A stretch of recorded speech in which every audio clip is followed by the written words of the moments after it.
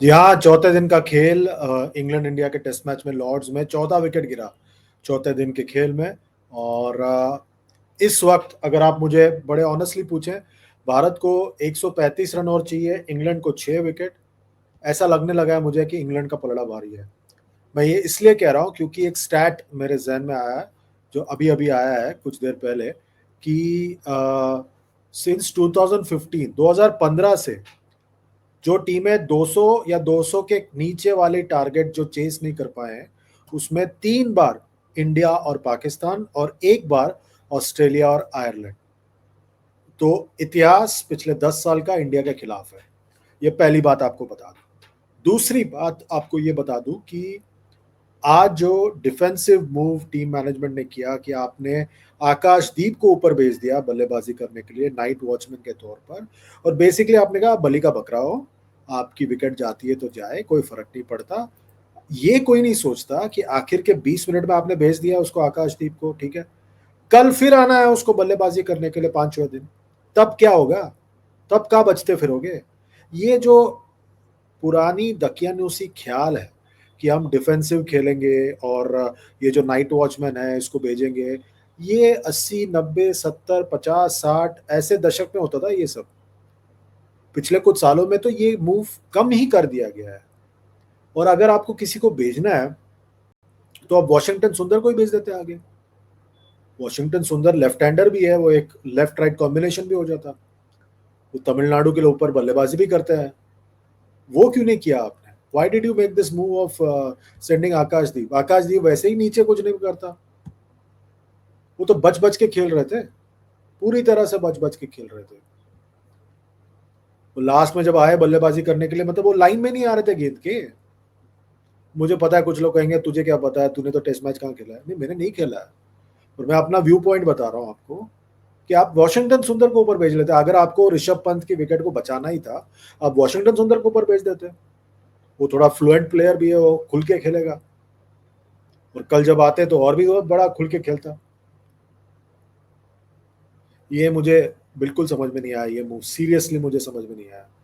अब 135 रनों की दरकार है भारत को, और यही चीज हुआ था 2018 में बर्मिंघम में पहला टेस्ट मैच। 193 रन चाहिए था जीतने को, भारत 31 रन से टेस्ट मैच हारा था। और तब तो आपके पास और भी धुरंधर थे उस लाइनअप में। कोहली, क्या नाम है उनका, मुरली विजय, चेतेश्वर पुजारा, अजिंक्य रहाणे, हार्दिक पांड्या, सारे के सारे आपके धुरंधर थे उस लाइनअप में। वो टीम नहीं कर पाई यार। और उस मैच में बेन स्टोक्स ने विकेट निकाला। आज आखिरी विकेट बेन स्टोक्स ने निकाला, आखिरी ओवर के चौथे गेंद पर विकेट निकाला, क्लीन बोल्ड आकाशदीप। वो लाइन में नहीं आया यार गेंद के। मुझे पता है सब लोग कहेंगे आप आकाशदीप को ब्लेम करके फायदा किया। मैं ब्लेम करूंगा टॉप ऑर्डर को। यशस्वी जायसवाल, क्या जरूरत थी आपको वो शॉट खेलने की? गेंद तेज आई आपके बल्ले पर, ऊपर लगी, आप उसको मारने के चक्कर में आउट हो गए। आप रफ्तार से आप बीट हो गए ना पूरी तरह से। जो रफ्तार से डाला था वहां पर जोफ्रा आर्चर ने, उस रफ्तार ने आपको बीट कर दिया। और इस तरह के रफ्तार आपने पूरे सीरीज में नहीं खेला था। जैसे कि गेंद तेज हो गई आपके बल्ले पर, ऊपर लगा, टॉप पे जो सीधे ऊपर गया, और वो कोई शॉट था खेलने के लिए? मतलब आपकी टीम 193 चेस कर रही है, आपके पास कल का पूरा दिन पड़ा हुआ है, आपको आज सेंसिबली बल्लेबाजी करनी है, ये दूसरा ही ओवर है, आप इस तरह से शॉट क्यों खेलोगे? क्या जल्दबाजी थी आपको? दोनों पारियों में कुछ नहीं किया यशस्वी जायसवाल ने। पहले पारी में भी आर्चर ने उनका विकेट निकाला, दूसरी पारी में भी आर्चर ने उनका विकेट निकाला। और ये सारी टीमें दुनिया भर में नोट कर रहे होंगे जायसवाल के बारे में, याद रखिए ये बात को। और दूसरी बात, वो फिर वो यहाँ पर जो है आप पार्टनरशिप हुई करुण नायर और केएल राहुल के बीच में 36 रनों की। ऐसा लग रहा था कि पारी को संभाल लिया उन्होंने, पूरी तरह से संभाल लिया। पर करुण नायर बैट को ऊपर, हाथ ऊपर करके शोल्डर आर्म्स कर रहे हो, क्या कर रहे हो भाई? आपने कहा cricket give me one more chance, cricket ने आपको दूसरा चांस दिया है, फिर एक मौका गवा दिया आपने। ये मौका था आपके पास कि ये टेस्ट मैच जिताते आप भारत को, और अपना नाम बनाते और टेस्ट क्रिकेट में आप अपना जगह पक्का करते। बाहर कितने धुरंधर बैठे हुए हैं। किस मुंह से मैं कहूंगा फिर कि श्रेयस अय्यर को नहीं होना चाहिए इस लाइनअप में। अजिंक्य रहाणे भी वहीं पे घूम रहे हो, कह रहे हैं मैं टेस्ट क्रिकेट अभी भी खेलना चाहता हूँ। पुजारा साहब ने तो कहा नहीं, पर अजिंक्य रहाणे ने तो कहा है कि मुझे टेस्ट क्रिकेट अभी भी खेलना है। वहीं पे लॉर्ड्स में ही है।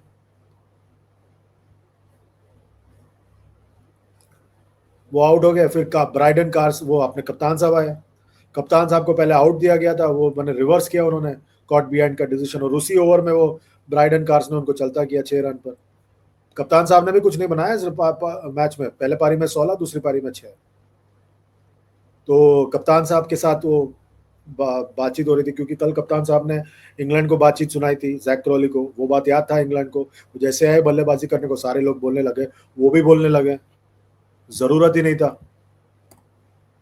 मतलब वो कल उनका हो गया था, आज उनको अपने बल्ले से जवाब देना चाहिए था, और वो आउट हो गए। फिर क्या था, फिर आए आकाशदीप ऋषभ पंत को बचाने के चक्कर में, और वो खुद आउट हो गए। 58 पर 4 है, 135 रनों की दरकार है कल के दिन। इंग्लैंड के असिस्टेंट कोच मार्कस ट्रेस्कॉथिक ने कह दिया है कि कल हम पहले घंटे में ही 6 विकेट निकालने का प्लान कर रहे हैं। कुछ भी हो सकता है, क्योंकि पिच में दोहरा उछाल है, और मेरे ख्याल से वहां पर मुश्किल होगा। आपने देखा इंग्लैंड के बल्लेबाजों को कितनी तकलीफ हुई है जब वो बल्लेबाजी कर रहे थे। आज इंग्लैंड जो है वो दोहरे उछाल से काफी परेशान हो गया, और पिच में वेरिएबल बाउंस होता है तो फिर तेज गेंदबाज काफी इफेक्टिव होते हैं। वो हमने देखा इंडिया के साथ भी। इंडिया के लिए वॉशिंगटन सुंदर ने बहुत अच्छी गेंदबाजी की। उन्होंने रूट, स्टोक्स, बशीर और जेमिस में चारों का विकेट निकाला, और मुझे डर लग रहा था कहीं वो टेल को नहीं आउट कर पाएंगे इंडिया, पर टेल को जल्दी आउट कर दिया। टॉप ऑर्डर को फिर एक बार जल्दी आउट कर दिया भारत के गेंदबाजों ने। बुमराह अनलकी थे, शुरुआत में विकेट मिलना चाहिए था, बहुत अच्छी गेंदबाजी की उन्होंने। और उसके बाद मोहम्मद सिराज ने जबरदस्त गेंदबाजी की फिर एक बार। और आज आकाशदीप ने भी बहुत अच्छी नपीतुली गेंदबाजी की। वो बीच में एक जो साझेदारी हुई वहां पर रूट और बेन स्टोक्स के बीच में, तब मुझे लग रहा था कि शायद ये स्कोर 200 के ऊपर जाएगा। पर जिस तरह से वापसी की भारत ने, वहां पर इंग्लैंड को उन्होंने, इंग्लैंड की पारी जो थी वो देवर एट 154 फॉर 4, उस वक्त मुझे लगा था कि मुश्किल हो जाएगा भारत के लिए, पर आखिर के 6 विकेटों को उन्होंने 38 रनों पर चलता कर दिया था। आज इंग्लैंड की, जो इंडिया के साथ होता था वो आज इंग्लैंड के साथ हुआ, और उसका पूरा पूरा श्रेय जाता है पहले वॉशिंगटन सुंदर को और उसके बाद जसप्रीत बुमराह को, जिन्होंने ब्राइडन कार्स को एक जबरदस्त यॉर्कर डाला और क्रिस वोक्स को भी क्लीन बोल्ड किया। कुल मिलाकर इस टेस्ट मैच में अब तक कितने बोल्ड हुए मैं बताता हूं आपको। इंग्लैंड की पारी में, पहली पारी में 1 2 3 4 5, और इंडिया की पारी में,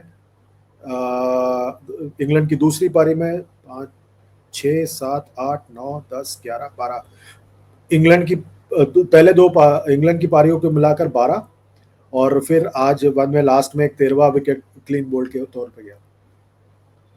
इंडिया के लिए बेस्ट गेंदबाज मैंने जैसे कहा, वॉशिंगटन सुंदर 4 विकेट निकाला 22 रन देकर, 2 विकेट निकाला सिराज ने, 2 विकेट निकाला बुमराह ने, जो रूट ने 40 बनाया, बेन स्टोक्स ने 33, और हैरी ब्रुक एग्रेसिव हो रहे थे, पर वो ऐसा एक पैडल स्वीप मारने गए और वो क्लीन बोल्ड हो गए, और पूरी तरह से जो है वहां पर इंग्लैंड थोड़ा धराशायी हो गया था।